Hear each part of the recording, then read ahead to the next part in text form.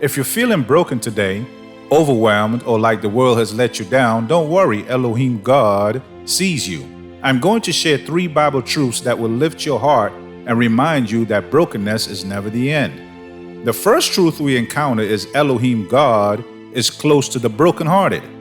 The first truth is simple but powerful. We find that in Psalms 34:18, where the scripture says, Yahweh is near to the brokenhearted and saves those crushed in spirit. Notice, it doesn't say he waits until you've fixed yourself. He comes to those who are hurting, who feel crushed, who feel lost. You don't have to be perfect. He sees your pain and he's near. Take a moment today to whisper his name, Yeshua, even in your pain. Because the truth is, he's not near, he's there. Right in the midst of our pain and sorrow, he's there. That's why the scripture says in Matthew 28:20, Behold, I am with you always to the end of the age. The key word there is always. He's always with us. Sometimes in our darkest nights, it feels like silence. But the truth is, Yahweh's presence doesn't always come with fireworks or feelings. Sometimes his presence is the quiet strength that helps you get out of bed. Sometimes his presence is the tears you cry. But you don't cry alone, hallelujah, because he bottles every single tear. Just like the scripture says in Psalm 56:8, You have kept count of my wanderings. Put my tears in your bottle. Even when you feel nothing, see nothing, and hear nothing, Yahweh is still there, whispering in the silence. You are not alone, my child. That is the nearness of Elohim to the brokenhearted. Hallelujah. Praise Yahweh.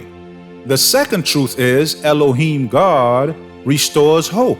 We find this in Isaiah 61:1. The scripture says, He has sent me to bind up the brokenhearted, to proclaim freedom for the captives and release from darkness for those who mourn. Brethren, this isn't just a promise, it's a mission.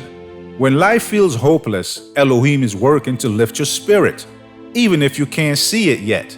He specializes in turning mourning into joy and despair into peace. This is what he does. This is who he is.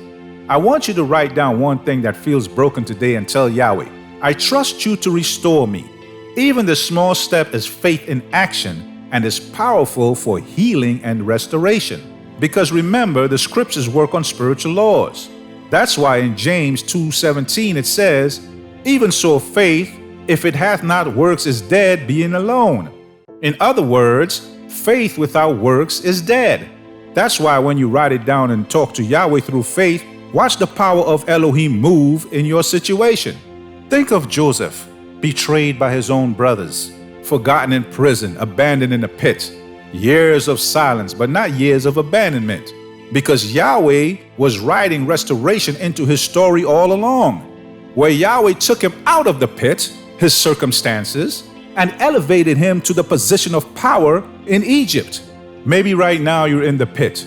Maybe you're in the prison season. But trust this, the palace season is coming. Restoration might not look the way you expect, but when Yahweh does it, it always exceeds your expectations. So when you write that broken thing down and lift it to him, you're saying, Father, I believe my story is not over. And that step of faith is what unlocks the door for his restoration to move in your life. The third truth is that your weakness can become a channel for Yahweh's strength. 2 Corinthians 12:9, the scripture says, My grace is sufficient for you, for my power is made perfect in weakness. Feeling broken isn't a sign that Elohim has abandoned you. It's an opportunity for his power to shine through your cracks. Your broken pieces aren't a problem for Elohim. They're his canvas for miracles. Don't be like Peter in Matthew 14:22, where he took his eyes off Yeshua and began to sink because he looked at the storm instead of the Savior. Don't look at your storms or you'll sink, but look at the one in the midst of the storm who is able to carry you through the storm. Right now, take a deep breath and surrender your weakness to him. Say it quietly. Elohim God, I can't, but you can. That little faith of a mustard seed will initiate the power of the Ruach, the Holy Spirit, and you will start feeling his presence.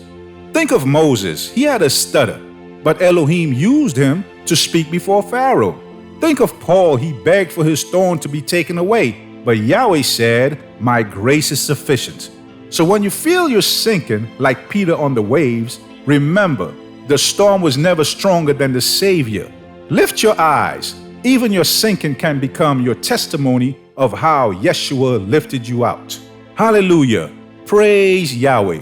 So remember these three truths. Elohim is close to the brokenhearted. He restores hope, and his strength shows up in our weakness. If you're feeling broken today, hold these truths close. Reflect on them. Pray over them and let them guide your heart. Let's encourage one another and remember, even in brokenness, Elohim sees you.